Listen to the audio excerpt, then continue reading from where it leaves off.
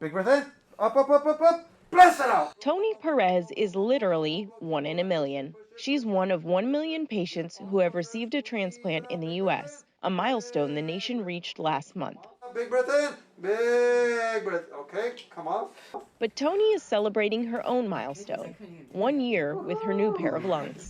Yes, you are doing awesome. And for her 1 year checkup, Toni had a surprise for her care team, 12 race medals, one for each month since her transplant, earned by running and walking road races throughout Southern California. And then here's this one from the lung transplant.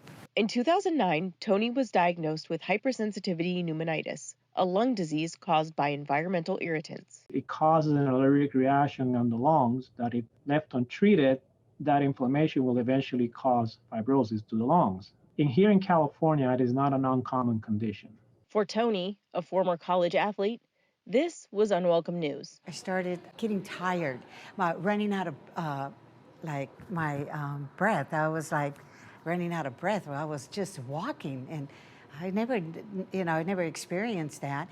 Encouraged by her care team, she started walking so she could get healthy enough to have a lung transplant. But getting there wasn't simple. When I first got on the treadmill, the first time getting on it was, and I think I was able to do about a minute or 2 minutes. So I got to the point where I was able to finally do 1 hour. And it wasn't easy. It wasn't easy, After months of building her strength, Toni was walking 2 or 3 miles a few times a week.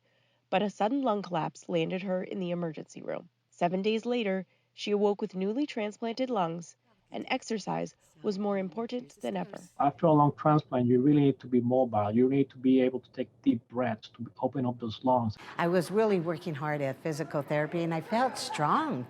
At the end, I felt strong, and I said, I think and I was doing my treadmill at home.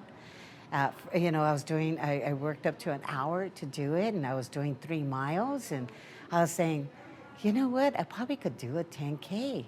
For Toni, racing has become a lifestyle. With 12 races under her belt, she shows no signs of slowing down. Her clinical progress has been phenomenal, and I think it's in part because she remains active. She's remained strong. She's basically using those lungs well. Those lungs are pumping a lot of air when she runs, so they're functioning at their peak capacity. And yeah, we are all very proud of her of what she has achieved. It is truly phenomenal. I couldn't believe it, that I was able to do that. I never thought I would get back to that. And I was like, wow, my body's able to do this?